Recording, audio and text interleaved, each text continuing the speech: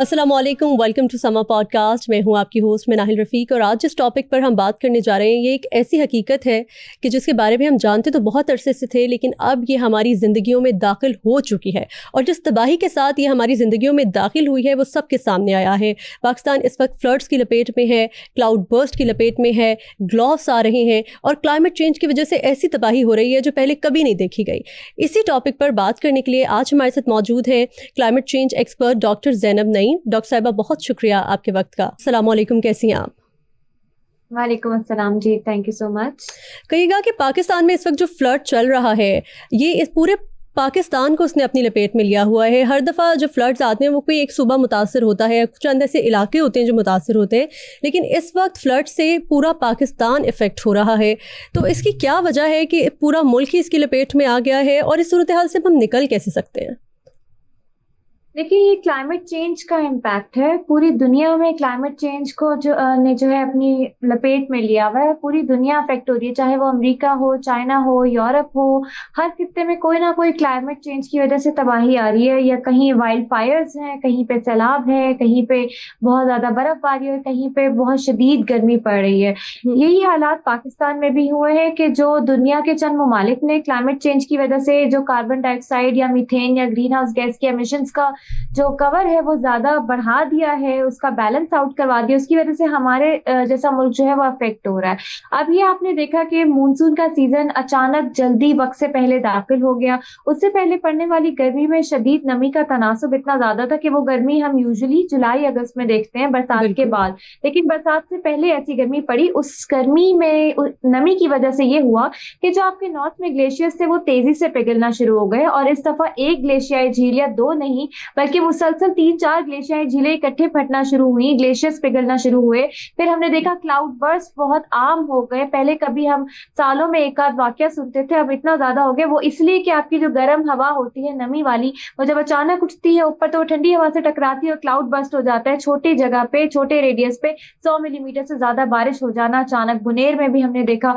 अब मसला ये है कि वहां पे फिर फ्लैश फ्लड का सिलसिला शुरू हुआ। आपके पोठोहार रीजन में अर्बन फ्लडिंग हुई। जाहिर है हमारी ड्रेनेज सिस्टम जो है हमारा वो इस काबिल नहीं कि इतनी बारिश कटेल कर सके। इसके अलावा हम लोगों ने भी कुछ गलतियां की। फिर हमने इतने जंगलात काट दिए, उसकी वजह से ये पहाड़ों से सैलाबी रेले इतनी स्पीड से आते हैं क्योंकि बैरियर नहीं होता। और अभी जो हम देख रहे हैं वो हम दरियाई सैलाब देख रहे हैं जो कि इंडिया की तरफ से पानी छोड़ा जा रहा है। वहां भी बारिशें हैं, लेकिन बारिशें हो ना हो वो मुल्क आबी जारियत करता है, तो हम इसलिए भी सफर कर रहे हैं। इस दफा हमारे तीनों दरिया एक साथ जो है वो सफर कर रहे हैं, जिसकी वजह से ये दरियाई सैलाब ने भी मामला बिगाड़ दिया है। तो ये पूरे मुल्क में आप किसी भी तरह का सैलाब का जिक्र करें, हमारा मुल्क उस सैलाब से सफर कर रहा है। ये क्लाइमेट चेंज है और कुछ हमारी अपनी मिसगवर्नेंस भी। अच्छा, ये कहेगा कि इस सूरत हाल में जिसमें हम फंस चुके हैं इस वक्त के पूरे मुल्क में इस वक्त सैलाब है, हर सूबे के अंदर इफेक्टेड एरियाज हैं और बहुत सारे लोग जो है वो मिसप्लेस हो गए हैं। जाहिर है कि वो अपने घरों में मौजूद नहीं है। इन मसाइल से हम कैसे निपट सकते हैं? देखिए, बहुत जरूरी था।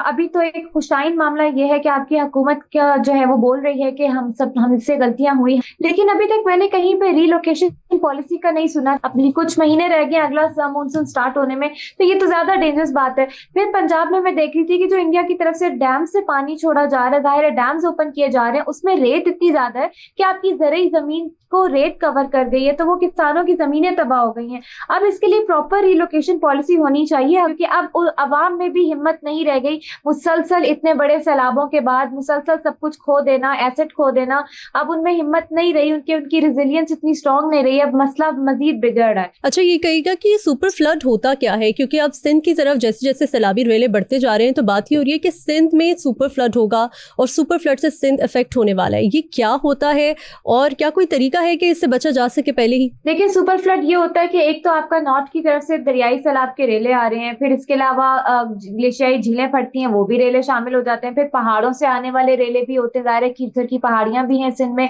को सुलेमान भी है जो बलूचिस्तान के साथ कनेक्ट होती है। तो मतलब ये ऊपर से सारे रेले इकट्ठे जा रहे हैं। अब ऊपर से अगर बारिशें भी हो जाती हैं जो कि प्रिडिक्टेड हैं, तो वो पानी भी आता है, तो ये सुपर फ्लड होता है। इसको हम सुपर फ्लड कहते हैं और इससे बचना आसान नहीं होता, क्योंकि हमारी कैपेसिटीज उतनी नहीं है कि हम इस किस्म के पानी के रेलों को मैनेज कर सकें। हमारे लोकल गवर्नेंस सिस्टम में इतनी अंडरस्टैंडिंग टेक्निकल नहीं है और हमारे वसाइल इतने नहीं है कि हम इसको मैनेज कर पाए। रेले ने तो अपनी जगह से गुजरना है, तो जहां जहां से वो गुजरेगा वहां वहां वो तबाही मचाता वो गुजरेगा। तो सुपर फ्लड की ये सिचुएशन होती है कि एक तो ऑलरेडी रेले आ रहे हैं, ऊपर से बारिशें भी तेज शुरू हो जाए या खुदा न खास्ता क्लाउड बर्स्ट जैसी सिचुएशन आ जाए जिसकी प्रोबेबिलिटी है, तो इसको आप सुपर फ्लड कहते हैं और इससे बचना मुश्किल होता है हमारे जैसे ममालिक के लिए। अच्छा डॉक्टर साहिबा, जाहिर है कि ये नेचुरल फिनोमेना है और नेचुरल डिजास्टर्स जो हैं वो मुल्क दुनिया भर में होते हैं, ये सिर्फ हमारे मुल्क का काम नहीं है, हमारे मुल्क में नहीं हो रहे, हर जगह होते हैं। तो ये जो नेचुरल डिजास्टर्स हैं, इनसे अगर हम एक दफ़ा निकल भी आते हैं तो अब सोल्यूशन क्या है, किस तरह से इनसे आगे आने वाले अरसे में बचा जा सकता है? हमने देखा कि 2 साल पहले भी हम एक फ्लड से बुरी तरह इफेक्ट हुए थे और अब दोबारा से हम उसी सिचुएशन के ऊपर खड़े हैं। उससे पहले ऐसा होता था कि फ्लड्स कभी कभी आते थे, लेकिन अब पाकिस्तान में फ्रिक्वेंसी बहुत ज़्यादा बढ़ चुकी है इन फ्लड्स की।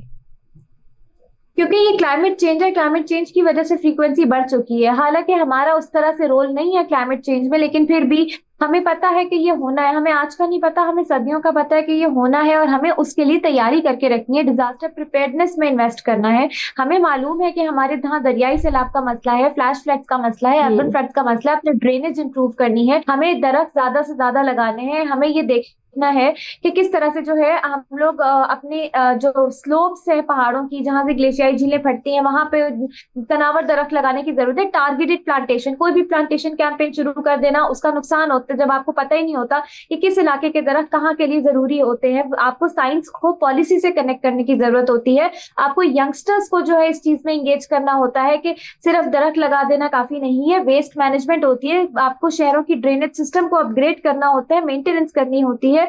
फिर इसके अलावा आप लोकल लेड एडेप्टेशन प्लानिंग करते हैं। फिर आप देखते हैं आपके डोमेस्टिक वसाइल इतने हैं कि आप ये सब कर सकें। अगर नहीं है तो फिर आप दुनिया से जाके बात करते हैं कि इतने हमारे वसाइल हैं, इससे ऊपर का हमें रेपरेशंस चाहिए, जो कि हमारा राइट है। आपको क्लाइमेट चेंज एक्ट के तहत आपका डोमेस्टिक क्लाइमेट चेंज फंड होना लाजमी है, जो कि अभी तक स्टैब्लिश नहीं हुआ। फिर आपको एंगेज करना होता है, जो आपका बिस्क प्रोग्राम है सोशल प्रोटेक्शन का, उसको क्लाइमेट एडेप्टेशन के प्रोजेक्ट्स के साथ लिंक करें और ऐसी स्कीम्स निकालें इंश्योरेंस की जो आपके किसानों को महफूज कर सके, क्योंकि इस वक्त सबसे ज्यादा तबाही के दहाने पर वो खड़े हुए हैं और आपका एग्रीकल्चर सेक्टर आपकी इकोनॉमी की बैकबोन है। तो ये कुछ चीजें अगर ये हो जाए तो हम डिजास्टर ऑन ग्राउंड कंट्रोल कर सकते हैं। अच्छा, इंटरनेशनल कम्युनिटी क्या रोल प्ले कर सकती है इसके अंदर, जो जिस तबाही के दहाने पर हम आके खड़े हो चुके हैं और जिस तबाही से इस वक्त पाकिस्तान गुजर रहा है, तो इंटरनेशनल कम्युनिटी की क्या जिम्मेदारी बनती है कि अगर कोई डेवलपिंग कंट्री इस तरह की सिचुएशन में फंस जाए तो उसको वहां से निकाला जाए?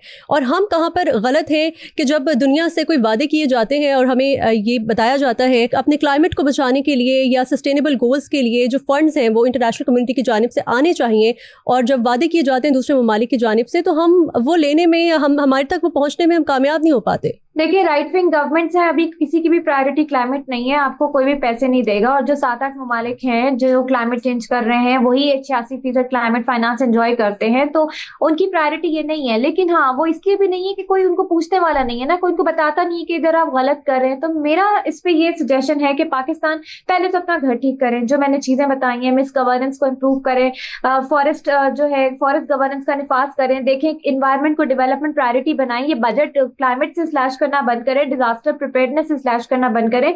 कुछ चीजें हमें ठीक करनी है। जब हम ठीक कर लेते हैं फिर हम इस काबिल होते हैं कि हम दुनिया से जवाब मौसूल करें कि भाई क्या मामला है, आपकी वजह से हम सफर कर रहे हैं। ह्यूमैनिटेरियन ग्राउंड्स पे भी आपको ग्लोबल हिपोक्रेसी जो है वो बतानी होती है कि ये आपका दोगलापन है, आप ये गलत कर रहे हैं। बेशक पाकिस्तान अकेला खड़ा हो, पर मुझे यकीन है पाकिस्तान के साथ बहुत से ममालिक शामिल होंगे, क्योंकि बहुत से ममालिक जिनका कोई किरदार नहीं क्लाइमेट चेंज में, वो इस वक्त सफर कर रहे हैं। तो मेरे ख्याल से पाकिस्तान को अपना स्टांस बहुत स्ट्रॉन्ग करना चाहिए। खित्ते में, रीजन में क्लाइमेट डिप्लोमेसी को बढ़ाए, बातचीत करे, क्लाइमेट की मद में जो है इन्वेस्टमेंट्स लेकर आए और अपनी डेटा को इंप्रूव करें, गारंटीज दे इन्वेस्टर्स को, इंश्योरेंस स्कीम्स लेकर आए फॉर क्लाइमेट चेंज। बहुत कुछ हो सकता है, लेकिन अगर तभी मुमकिन है जब हमारी प्रायोरिटी क्लाइमेट एक्शन हो। इस तरह की इंश्योरेंस जो होती है क्लाइमेट चेंज के हवाले से, पाकिस्तान में इसका कोई कॉन्सेप्ट फिलहाल एग्जिस्ट करता है? देखिए, पाकिस्तान में क्रॉप रिस्क इंश्योरेंस का थोड़ा बहुत कॉन्सेप्ट एग्जिस्ट करता है, लेकिन इंश्योरेंस के अराउंड आपके फाइनेंशियल इंस्टीट्यूशंस की कोलैबोरेशन बहुत जरूरी होती है, माइक्रो फाइनेंस सेक्टर की कोलैबोरेशन बहुत जरूरी होती है। उसके बगैर ये चीजें नहीं हो सकती। प्रॉपर इसकी स्कीम होनी चाहिए, प्रॉपर इसका डेटा इंटीग्रेशन होनी चाहिए,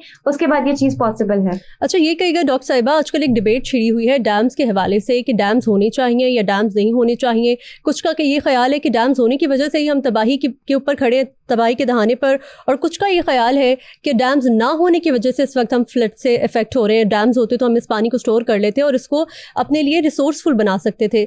तो आप क्या समझती हैं कि डैम ज़रूरी है इस वक्त पाकिस्तान के लिए, और कितने ज़रूरी हैं? देखिए, ये जो लोग इस बहस में पड़े हुए हैं ना कि डैम नहीं होने चाहिए, उनको साइंस का पता ही नहीं, पॉलिसी के साथ कनेक्ट ही नहीं कर पा रहे। पाकिस्तान की स्टोरेज कैपेसिटी इंटरनेशनल स्टैंडर्ड्स के मुताबिक बहुत कम है इस वक्त। वो स्टोरेज कैपेसिटी इंडिया की बहुत अच्छी है, चाइना की बहुत अच्छी है। आप देखें, आप किस खित्ते में बैठे हैं, जियोपॉलिटिकली आपको बड़े डैम की जरूरत है आपकी स्टोरेज के लिए। लेकिन ये कहना कि बड़ा डैम अगर हमने बना दिए तो उससे हम सैलाबों से बच जाएंगे, ये दो अलग चीजें हैं। मैदानी इलाकों में जो अभी सैलाब आए हुए हैं, वहां पे आपको छोटे डैम्स चाहिए होते हैं, चेक डैम चाहिए होते हैं, जो रोतकोई के पानी को स्टोर कर सके और मैदानी इलाकों से सैलाबी रेलों को कंट्रोल कर सके कि वो साउथ में उतनी ज्यादा तबाही नहीं मचाएं। और इसके अलावा आपको फ्लड प्रोटेक्शन जोनिंग चाहिए होती है, इसके अलावा आपको एडेप्टेशन प्लानिंग चाहिए होती है। स्पॉन सिटीज का कॉन्सेप्ट होता है, ड्रेनेज सिस्टम इंप्रूव होता है, नरम मिट्टी आप लगाते हैं, बफर जोन्स बनाते हैं ताकि मिट्टी अपने अंदर पानी को जज्ब करे और जेर जमीन पानी के जखायर इंप्रूव हो सके। तो डैम्स को कनेक्ट करे, ये एक कॉम्पोनेंट है। लेकिन ये कहना कि डैम्स पे मरने मराने की बातों पे हम पहुंच जाते हैं, सूबों की अकाउंटेबिलिटी ले ना कि जितना पानी उनको जाता है उसका वो क्या करते हैं, पानी चोरी करते हैं या नहीं करते, पानी पे कितनी वो इन्वेस्टमेंट करते हैं, ये सारी अकाउंटेबिलिटी जब आप सूबों से लेंगे तो डैम्स बनाना ना बनाना इतना बड़ा मसला नहीं बनेगा। जी ठीक है। अच्छा, एक और इम्पॉर्टेंट चीज़ ये है कि अब जो फूड बास्केट इफेक्ट होगी, ये जो फ्लड्स की तबाहकारी हैं उसके बाद, तो उसके साथ कैसे निपटा जाएगा और किस हद तक अब आने वाले दिनों में पाकिस्तान इफेक्ट होने वाला है फूड बास्केट के हवाले से?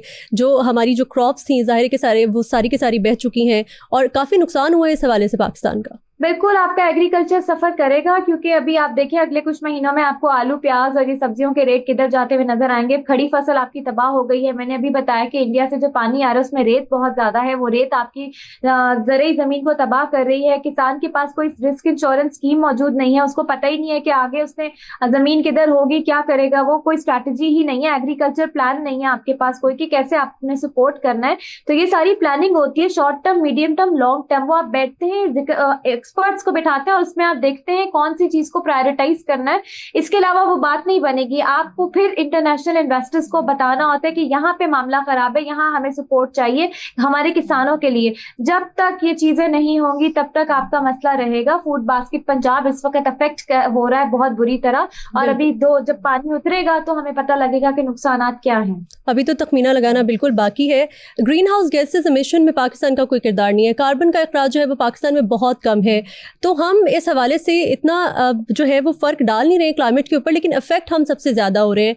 पाकिस्तान को स्टिल कौन कौन से इकदाम करने चाहिए कि क्लाइमेट चेंज से हम सफ़र भी कम करें? देखिए, वो मैंने इकदाम अभी मैंने जिक्र किया कि पाकिस्तान को लोकली लेड अडेप्टेशन करनी चाहिए। पाकिस्तान को अपना डोमेस्टिक क्लाइमेट चेंज फंड कायम करना चाहिए ताकि आप डोमेस्टिक रिसोर्सेज को टैप कर सकें। पाकिस्तान को अपना जो है वो देखना चाहिए कि हमें फॉरेस्ट गवर्नेंस इंप्रूव करनी है। पाकिस्तान को क्लाइमेट एक्शन को जो है डेवलपमेंट प्रायोरिटी बनाना चाहिए। बहुत ज्यादा सेंसिटाइजेशन या आगाही करनी चाहिए ताकि लोगों को पता हो, क्लाइमेट इमरजेंसी का निफाज करें। बेनजीर इनकम सपोर्ट प्रोग्राम को कनेक्ट करें local climate change adaptation projects के साथ। Locally led district level planning की जरूरत है बॉटम अप अप्रोच के साथ, और अपनी कम्युनिटीज को शामिल करके अर्ली वार्निंग सिस्टम्स का निफाज करें जिसकी ओनरशिप आपकी कम्युनिटीज के पास होनी चाहिए ताकि उनको पता हो कि किस तरह से इस तरह के डिजास्टर्स में एक्ट करना है। अच्छा, मॉनसून के 9वें स्पेल में हम ऑलरेडी दाखिल हो चुके हैं। आने वाले दिनों में जो बारिशें होनी है, एनडीएमए चेयरमैन के मुताबिक जो स्पेशली पंजाब में जो बारिशें होने वाली हैं अब ये उस तरह से नहीं होंगी जैसे पहले बहुत ज़्यादा तेज़ और तूफ़ानी बारिशें होती रही हैं। अब वैसी बारिशें नहीं होंगी,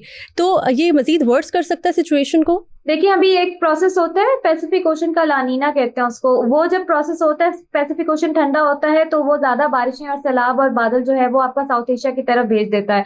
तो उसकी प्रोबेबिलिटी 55% है कि सितंबर से नवंबर तक वो प्रोसेस हो सकता है, और अगर वैसा हुआ तो फिर बारिशें बहुत ज्यादा शदीद हो सकती है। बिल्कुल आप एक्सपेक्ट कर सकते हैं, इसकी 55% प्रोबेबिलिटी है। लेकिन मौसम, क्लाइमेट चेंज ऐसा डिस्ट्रप्टर है कि उससे आप एग्जैक्ट एज इट इज कुछ प्रिडिक्ट कर भी नहीं सकते। तो अभी हम अगले हफ्ते तक देखते हैं 15 सितंबर के बाद क्या सूरत हाल बनती है, फिर इसकी प्रेडिक्शन जो है वो बताई जा सकती है। अच्छा, एक दफा मॉनसून के स्पेल से हम निकल जाएं, उसके बाद क्लाउड बर्स्ट के इम्कानात कितने रह जाते हैं? तब भी कुछ एरियाज ऐसे होते हैं जहाँ पे क्लाउड बर्स्ट हो सकता है। जी बिल्कुल, क्लाउड बर्स्ट हो सकता है। अगर आपका टेम्परेचर अबव एवरेज जा रहा है तो क्लाउड बर्स्ट के चांसेस होते हैं। अगर वहां पे मानसून का स्पेल खत्म भी हो जाए लेकिन टेम्परेचर आपका जेर जमीन सॉरी जो सरफेस टेम्परेचर है वो ज्यादा हो रहा है नॉर्मल से, और आपकी जो है ठंडी हवा ऊपर मौजूद है, तो क्लाउड बर्स्ट के मामला हो सकते हैं, लेकिन वो बहुत ज्यादा नहीं हो सकते, लेकिन चांसेस हमेशा रहते हैं और उसको आप एज इट इज प्रिडिक्ट नहीं कर सकते। एंड में आप क्या मैसेज देना चाहेंगी पाकिस्तानी अवाम को और वो लोग जो देख रहे हैं, और स्पेशली वो लोग जो पॉलिसी बना सकते हैं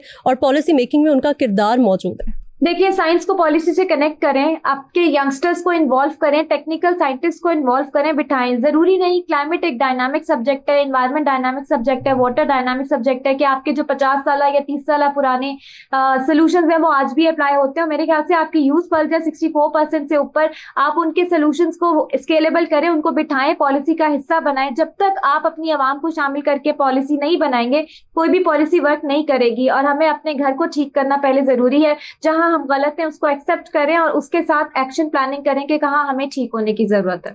बहुत शुक्रिया डॉक्टर ज़ैनब, आपने अपना कीमती वक्त हमें दिया। Thank you so much for your time. इस वक्त इंतहाई ज़रूरत इस बात की है कि पहले हम अपने आप को ठीक करें, इनफरादी तौर पर अपने मसाइल को हल करें इंडिविजुअली, और एक कौम की तरह मिलकर काम करें अपने आप को बचाने के लिए। उसके बाद हम दूसरों को ब्लेम करें और उनसे एक्सपेक्ट करें कि हमारी हेल्प की जाएगी। इसी मैसेज के साथ आज समा पॉडकास्ट से इतना ही। See you in the next one. अल्लाह हाफिज़।